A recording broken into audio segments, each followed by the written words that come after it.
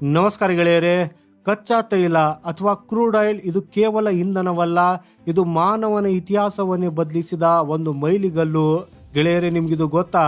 ವಾಣಿಜ್ಯ ಮಟ್ಟದಲ್ಲಿ ಅಥವಾ ಕಮರ್ಷಿಯಲ್ ಆಗಿ ಮೊದಲ ಬಾರಿಗೆ 1859ರಲ್ಲಿ ಎಡ್ವಿನ್ ಡ್ರೇಕ್ ಅನ್ನುವರು ಕಚ್ಚಾ ತೈಲವನ್ನ ಕಂಡು ಹಿಡಿದಿದ್ರು. ಇದಾದ ನಂತರ ಏಷ್ಯಾದಲ್ಲಿ ನಿರ್ದಿಷ್ಟವಾಗಿ ಹೇಳಬೇಕಂದ್ರೆ 1979ರಲ್ಲಿ ನಮ್ಮ ಭಾರತದ ಆಸಾಂ ರಾಜ್ಯದ ದಿಬ್ರುಗಢದಲ್ಲಿ ಇದರ ವಾಣಿಜ್ಯ ಶೋಧನೆ ನಡೆಯಿತು. ಅಲ್ಲಿಂದ ಇಲ್ಲಿಯವರೆಗೆ ಕೇವಲ 130 ವರ್ಷಗಳು ಅಷ್ಟೇ ಕಳೆದಿವೆ. ಆದರೆ ಈ 130 ವರ್ಷಗಳಲ್ಲಿ ಕಚ್ಚಾ ತೈಲವು ಮಾನವನ ಇತಿಹಾಸವನ್ನೇ ಬುಡಮೇಲು ಮಾಡಿದೆ. ಕಳೆದ ಸಾವಿರಾರು ವರ್ಷಗಳಲ್ಲಿ ನಾವು ಸಾಧಿಸಿದ ವೇಗವನ್ನ ಈ 130 ವರ್ಷಗಳಲ್ಲಿ ಸಾಧಿಸಿದ್ದೇವೆ. ಇದಕ್ಕೆ ಮುಖ್ಯ ಕಾರಣ ತೈಲವು ನಮಗೆ ನೀಡಿದ ವೇಗದ ಸಾರಿಗೆ ವ್ಯವಸ್ಥೆ. ನಾವು ಕುದುರೆ ಬಂಡಿಯಿಂದ ಕಾರುಗಳಿಗೆ, ಕಾರುಗಳಿಂದ ಹಡಗುಗಳಿಗೆ ಮತ್ತು ಹಡಗುಗಳಿಂದ ವಿಮಾನಗಳಿಗೆ ಜಿಗಿದು ಗಾಳಿಯಲ್ಲಿ ಹಾರಾಡುವುದಕ್ಕಾಗಿ ಪ್ರಾರಂಭಿಸಿದ್ದೆವು. ಗೆಳೆಯರಲ್ಲಿ ಕೇವಲ ಇಂಧನ ಅಷ್ಟೇ ಅಲ್ಲ, ಇದು ನಮಗೆ ಮೇಣ, ಟಾರ್, ಗ್ಯಾಸ್ ಸೇರಿದಂತೆ ನೂರಾರು ಉಪಯುಕ್ತ ವಸ್ತುಗಳನ್ನು ನೀಡಿದೆ. ಇವತ್ತಿಗೆ ನಾವು ಕಾಣ್ತಾ ಇರುವ ಅಭಿವೃದ್ಧಿಯ ಹಿಂದಿನ ಶಕ್ತಿ ಇದೇ ಕಚ್ಚಾ ತೈಲ. ಆದರೆ ಗೆಳೆಯರೇ, ಯಾವತ್ತಾದರೂ ನೀವು ಯೋಚನೆ ಮಾಡಿದ್ದೀರಾ, ಭವಿಷ್ಯದಲ್ಲಿ ಕಚ್ಚಾ ತೈಲದ ಬಳಕೆ ನಿಂತು ಹೋದ್ರೆ ಅಥವಾ ಮುಗಿದು ಹೋದ್ರೆ ಅದರ ಜಾಗವನ್ನು ತುಂಬುವವರು ಯಾರು? ಮುಂದಿನ ಶತಮಾನದಲ್ಲಿ ನಮ್ಮನ್ನ ಮುನ್ನಡೆಸುವ ಶಕ್ತಿ ಯಾವುದು ಅಂತ? ಗೆಳೆಯರೇ, ಇದಕ್ಕೆ ಉತ್ತರ ಒಂದೇ ಒಂದು, ಅದುವೇ ವಿದ್ಯುತ್, ಎಲೆಕ್ಟ್ರಿಸಿಟಿ. ಹೌದು, ಮುಂದಿನ ದಿನಗಳಲ್ಲಿ ಪ್ರತಿಯೊಂದು ವಿದ್ಯುತ್ನಿಂದಲೇ ನಡೆಯಲಿದ್ದು, ಈಗಾಗಲೇ ನಾವು ಪೆಟ್ರೋಲ್ ಡೀಸೆಲ್ ಕಾರುಗಳನ್ನ ಬಿಟ್ಟು ಇಲೆಕ್ಟ್ರಿಕ್ ವಾಹನಗಳತ್ತ ಮುಖ ಮಾಡ್ತಾ ಇದ್ದೇವೆ. ಭವಿಷ್ಯದಲ್ಲಿ ಮೆಗಾ ಲೆವೆಲ್ನಲ್ಲಿ ಇಡೀ ಜಗತ್ತು ವಿದ್ಯುತ್ ಮೇಲೆ ಅವಲಂಬಿತವಾಗಲಿದೆ. ಆಗ ಯಾವ ದೇಶದ ಬಳಿ ಅತಿ ಹೆಚ್ಚು ಮತ್ತು ಅತಿ ಅಗ್ಗದ ವಿದ್ಯುತ್ ಇರ್ತದೆಯೋ ಆ ದೇಶವೇ ಜಗತ್ತನ್ನ ಆಳ್ತದೆ. ಇದೇ ಕಾರಣಕ್ಕೆ ಇವತ್ತು ಜಗತ್ತಿನ 3 ದೊಡ್ಡ ದೇಶಗಳಾದ ಅಮೆರಿಕ, ಚೀನಾ ಮತ್ತು ಭಾರತದ ನಡುವೆ ಭಾರಿ ಪೈಪೋಟಿ ನಡೀತಾ ಇದೆ. ಯಾರು ಹೆಚ್ಚು ವಿದ್ಯುತ್ತನ್ನು ಉತ್ಪಾದಿಸುತ್ತಾರೆ ಮತ್ತು ಯಾರು ಅದನ್ನು ಅಗ್ಗವಾಗಿ ನೀಡ್ತಾರೆ ಅನ್ನೋದೇ ಈ ರೇಸ್ನ ಮುಖ್ಯ ಗುರಿ. ಹಾಗೇನೆ ಗೆಳೆಯರೆ, ನೀವು ಇದನ್ನ ಕೇಳಬಹುದು, ಭಾರತದ ಎಷ್ಟು ಹಳ್ಳಿಗಳಲ್ಲಿ ಇವತ್ತಿಗೂ 24 ಗಂಟೆಗಳ ಕರೆಂಟ್ ಇಲ್ವಲ್ಲ ಅಂತ. ಆದ್ರೆ ಗೆಳೆಯರೆ, ನಿಮಗೆ ಗೊತ್ತಿರದ ಒಂದು ವಿಷಯವೇನೆಂದ್ರೆ, ಭಾರತ ಈಗ ವಿದ್ಯುತ್ ಉತ್ಪಾದನೆಗಾಗಿ ಬೃಹತ್ ಅಣೆಕಟ್ಟುಗಳನ್ನು ಮತ್ತು ದೈತ್ಯ ನ್ಯೂಕ್ಲಿಯರ್ ರಿಯಾಕ್ಟರ್ಗಳನ್ನು ನಿರ್ಮಿಸುತ್ತಿದೆ. ನಾವು ರಷ್ಯಾ ಮತ್ತು ಅಮೆರಿಕದಂತಹ ದೇಶಗಳ ಜೊತೆ ದೊಡ್ಡ ದೊಡ್ಡ ಡೀಲ್ಗಳನ್ನು ಮಾಡಿಕೊಳ್ತಾ ಇದ್ದೇವೆ. ಇದರ ಫಲಿತಾಂಶವಾಗಿ 2030ರಿಂದ 2035ರ ವೇಳೆಗೆ ಚೀನಾದ ನಂತರ ಅತಿ ಹೆಚ್ಚು ವಿದ್ಯುತ್ ಉತ್ಪಾದಿಸುವ 2ನೇ ದೇಶವಾಗಿ ಭಾರತ ಹೊರಹೊಮ್ಮಲಿದೆ.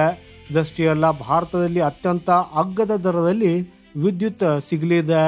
ಆದರೆ ನದಿಗಳು ಸೀಮಿತವಾಗಿವೆ, ಎಲ್ಲಾ ಕಡೆ ಆಣೆಕಟ್ಟು ಕಟ್ಟುವುದಕ್ಕೆ ಸಾಧ್ಯವಿಲ್ಲ. ಹವಾಮಾನ ಬದಲಾವಣೆಯಿಂದಾಗಿ ಕಲ್ಲಿದ್ದಲನ್ನ ಹೆಚ್ಚು ಬಳಸುವಂತಿಲ್ಲ. ಹಾಗಾದ್ರೆ ದಾರಿ ಏನು? ಗೆಳೆಯರೆ, ಇಲ್ಲಿ ಒಂದೇ ಒಂದು ದಾರಿ, ಅದೇ ನ್ಯೂಕ್ಲಿಯರ್ ಪವರ್. ಇದು ಅತಿ ಕಡಿಮೆ ಜಾಗದಲ್ಲಿ ಅತಿ ಅಗ್ಗವಾಗಿ ಮತ್ತು ಭಾರಿ ಪ್ರಮಾಣದಲ್ಲಿ ವಿದ್ಯುತ್ತನ್ನು ಕೊಡಬಲ್ಲದು. ಆದರೆ ಇಲ್ಲೊಂದು ಸಮಸ್ಯೆ ಇದೆ. ನ್ಯೂಕ್ಲಿಯರ್ ರಿಯಾಕ್ಟರ್ಗಳು ನಡೆಯುವುದಕ್ಕಾಗಿ ನ್ಯೂಕ್ಲಿಯರ್ ಇಂಧನ ಬೇಕು. ಅದರಲ್ಲಿ ಮುಖ್ಯವಾದದ್ದು ಯುರೇನಿಯಂ. ಹಾಗೂ ಇಲ್ಲಿ ಭಾರತ ಸ್ವಲ್ಪ ಹಿಂದೆ ಬೀಳ್ತದೆ.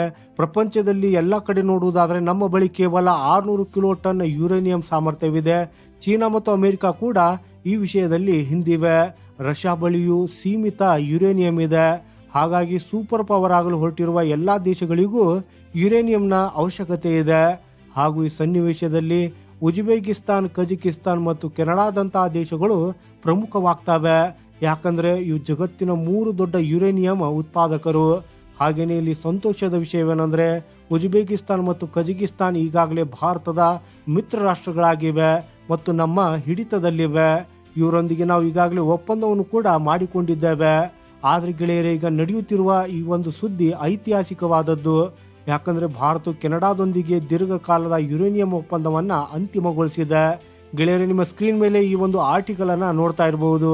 ಈ ಆರ್ಟಿಕಲ್ನ ಡೀಟೇಲ್ ಬಗ್ಗೆ ಹೇಳೋದಾದ್ರೆ ಗೆಳೆಯರೇ, ಇದರಲ್ಲಿ ಏನು ಬರೆದಿದ್ದಾರೆ ಅಂದರೆ, ಇದು 10 ವರ್ಷಗಳ ಸುದೀರ್ಘ ಒಪ್ಪಂದ. ಮುಂದಿನ 10 ವರ್ಷಗಳ ಕಾಲ ಕೆನಡಾ ಯಾವುದೇ ತಡೆಯಿಲ್ಲದೆ ಭಾರತಕ್ಕೆ ಸುರಕ್ಷಿತವಾಗಿ ಯುರೇನಿಯಂ ಪೂರೈಸಲಿದೆ ಅಂತ. ಹಾಗೂ ಇದರ ಮೌಲ್ಯ ಕೇವಲ $2.5 ಬಿಲಿಯನ್. ಅಂದರೆ ನಮಗೆ ಅತ್ಯಂತ ಅಗ್ಗದ ಬೆಲೆಯಲ್ಲಿ ಯುರೇನಿಯಂ ಸಿಗಲಿದೆ. ಇದರಿಂದ ನಮ್ಮ ನ್ಯೂಕ್ಲಿಯರ್ ಪ್ಲಾಂಟ್ಗಳಲ್ಲಿ ಅತಿ ಕಡಿಮೆ ಖರ್ಚಿನಲ್ಲಿ ವಿದ್ಯುತ್ ಉತ್ಪಾದಿಸಬಹುದು. ಹಾಗೂ ಇನ್ನು ವಿಶೇಷವೇನೆಂದರೆ, 10 ವರ್ಷಗಳ ನಂತರ 2 ದೇಶಗಳಿಗೆ ಸಮ್ಮತವಿದ್ರೆ ಈ ಒಪ್ಪಂದ ತಾನಾಗಿಯೇ ಮುಂದಿನ ಅವಧಿಗೆ ವಿಸ್ತರಣೆ ಆಗ್ತದೆ. ಹಾಗೂ ಇದು ಭಾರತವನ್ನ ಯುರೇನಿಯಂಗೆ ಕೇವಲ ಒಂದೇ ದೇಶದ ಮೇಲೆ ಅವಲಂಬಿತವಾಗದಂತೆ ನೋಡಿಕೊಳ್ಳುತ್ತದೆ. ಹಾಗೇನೆ ಗೆಳೆಯರೆ, ಇಲ್ಲಿ ರಾಜಕೀಯ ಕೂಡ ಇದೆ. ಕಳೆದ ಕೆಲವು ವರ್ಷಗಳಲ್ಲಿ ಕೆನಡಾದ ಪ್ರಧಾನಿ ಜಸ್ಟಿನ್ ಟ್ರೂಡೋ ಅವರು ಭಾರತದೊಂದಿಗೆ ಸಂಬಂಧವನ್ನ ಹಾಳು ಮಾಡಿಕೊಂಡಿದ್ರು. ಈಗ ಈ ಡೀಲ್ ಮೂಲಕ ಕೆನಡಾ ಮತ್ತೆ ಭಾರತದ ಸ್ನೇಹವನ್ನ ಮತ್ತು ಭಾರತದ ಬೃಹತ್ ಮಾರುಕಟ್ಟೆಯನ್ನ ಮರಳಿ ಪಡೆಯುವುದಕ್ಕಾಗಿ ಪ್ರಯತ್ನಿಸುತ್ತಿದೆ. ಭಾರತಕ್ಕೂ ಕೂಡ ಇದರ ಲಾಭದ ಅಗತ್ಯವಿದೆ.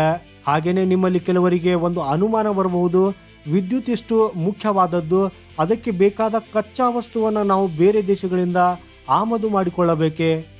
ಭವಿಷ್ಯದಲ್ಲಿ ಅವರು ಯುರೇನಿಯಂ ಕೊಡುವುದಿಲ್ಲ ಅಂದರೆ ನಮ್ಮ ಗತಿ ಏನು? ಸೊ ಗೆಳೆಯರೇ, ಗಾಬರಿ ಆಗಬೇಡಿ. ಇದಕ್ಕೆ ಉತ್ತರ ಭಾರತದ ಮಣ್ಣಿನಲ್ಲೇ ಇದೆ, ಹಾಗೂ ಅದು ಥೋರಿಯಂ. ಗೆಳೆಯರೇ, ಯುರೇನಿಯಂ ಥರವೇ ಥೋರಿಯಂ ಕೂಡ ಒಂದು ರೇಡಿಯೋ ಆಕ್ಟಿವ್ ಮೆಟೀರಿಯಲ್. ಭಾರತದಲ್ಲಿ ಯುರೇನಿಯಂ ಕಡಿಮೆ ಇರಬಹುದು, ಆದರೆ ಥೋರಿಯಂ ನಮ್ಮಲ್ಲಿ ಬರೋಬ್ಬರಿ 12 ಮಿಲಿಯನ್ ಟನ್ಗಿಂತಲೂ ಹೆಚ್ಚು ಇದೆ. ಸೊ ಗೆಳೆಯರೇ, ಇದರ ಅರ್ಥ ಏನು ಗೊತ್ತಾ? ಬರುವ 100 ವರ್ಷಗಳವರೆಗೆ ಭಾರತದ ಇಂಧನ ಅಗತ್ಯಗಳನ್ನು ಪೂರೈಸಲು ಇದು ಸಾಕು. ಇದಷ್ಟೇ ಅಲ್ಲ, ಭಾರತ ಮನಸ್ಸು ಮಾಡಿದರೆ ಇಡೀ ಪ್ರಪಂಚದ ನ್ಯೂಕ್ಲಿಯರ್ ಪ್ಲಾಂಟ್ಗಳಿಗೆ ಥೋರಿಯಂ ಸಪ್ಲೈ ಮಾಡಿ ಜಗತ್ತನ್ನೇ 300ರಿಂದ 400 ವರ್ಷಗಳ ಕಾಲ ಬೆಳಗಬಹುದು. ಅಷ್ಟು ಆಗಾಧವಾದ ಸಂಪತ್ತು ನಮ್ಮಲ್ಲಿ. ಅಷ್ಟೇ ಅಲ್ಲ ಗೆಳೆಯರೇ, ಈ ತಂತ್ರಜ್ಞಾನದಿಂದ ಭಾರತವು ಹೊಸ ತಂತ್ರಜ್ಞಾನದ ಹಕ್ಕುದಾರನು ಆಗಲಿದೆ. ಅದು ಹೇಗೆ? ಇದುವರೆಗೂ ಪರಮಾಣು ತಂತ್ರಜ್ಞಾನಕ್ಕಾಗಿ ಇಡೀ ಜಗತ್ತು ಅಮೆರಿಕ, ಫ್ರಾನ್ಸ್ ಅಥವಾ ರಷ್ಯಾದ ಕಡೆಗೆ ನೋಡ್ತಾ ಇತ್ತು. ಆದರೆ ಥೋರಿಯಂ ರಿಯಾಕ್ಟರ್ಗಳಲ್ಲಿ ಪರಿಣಿತಿ ಪಡೆದ ತಕ್ಷಣ ಭಾರತ ಈ ಕ್ಷೇತ್ರದಲ್ಲಿ ನಿರ್ವಿವಾದ ರಾಜನಾಗಲಿದೆ. ಜಗತ್ತು ಭಾರತದ ಬಾಗಿಲು ತಟ್ಟುತ್ತದೆ ಮತ್ತು ಇದರಿಂದ ನಮಗೆ ಅಪಾರ ಆರ್ಥಿಕ ಲಾಭವೂ ಕೂಡ ಸಿಗಲಿದೆ. ಆದ್ರೆ ಗೆಳೆಯರೇ, ಇಲ್ಲಿ ಸಣ್ಣದೊಂದು ಅಡಚಣೆ ಇದೆ. ಅದು ಏನಂದ್ರೆ, ಥೋರಿಯಂ ಬಳಸಿ ವಿದ್ಯುತ್ ತೆಗೆಯುವ ತಂತ್ರಜ್ಞಾನ ಇನ್ನು ಮ್ಯಾಚ್ಯೂರ್ ಆಗಿಲ್ಲ. ಇದು ತುಂಬಾ ವೋಲ್ಟೈಲ್ ಆಗಿರುವುದರಿಂದ ಇದನ್ನು ನಿಯಂತ್ರಿಸುವುದು ಕಷ್ಟ. ಈ ತಂತ್ರಜ್ಞಾನ ಸಂಪೂರ್ಣವಾಗಿ ಅಭಿವೃದ್ಧಿ ಆಗುವುದಕ್ಕಾಗಿ ಇನ್ನು 20ರಿಂದ 25 ವರ್ಷಗಳು ಬೇಕಾಗಬಹುದು.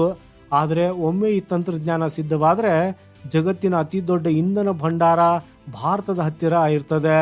ಆಗ ಭಾರತವೇ ನಿಜವಾದ ಎನರ್ಜಿ ಕಿಂಗ್ ಅಂತ ಅನಿಸಿಕೊಳ್ತದೆ. ಸೊ ಅಲ್ಲಿವರೆಗೆ ಅಂದರೆ ಮುಂದಿನ 20ರಿಂದ 25 ವರ್ಷಗಳ ಕಾಲ ನಾವು ಬೇರೆ ದೇಶಗಳ ಮೇಲೆ ಅವಲಂಬಿತರಾಗಬೇಕಾಗಿದೆ. ಹಾಗೂ ಇದರಲ್ಲಿ ತಪ್ಪೇನಿಲ್ಲ, ಯಾಕಂದ್ರೆ ಸದ್ಯಕ್ಕೆ ಯುರೇನಿಯಂ ಅಗ್ಗವಾಗಿದೆ ಮತ್ತು ಪೂರೈಕೆ ಮಾಡುವ ದೇಶಗಳಾದ ಕಜಕಿಸ್ತಾನ್, ರಷ್ಯಾ ಅಥವಾ ಆಫ್ರಿಕನ್ ದೇಶಗಳೊಂದಿಗೆ ನಮ್ಮ ಸಂಬಂಧ ಚೆನ್ನಾಗಿದೆ. ಈ ಕೆನಡಾ ಕೈ ಕೊಟ್ಟರು ನಮಗೆ ಬೇರೆ ದಾರಿಗಳಿವೆ.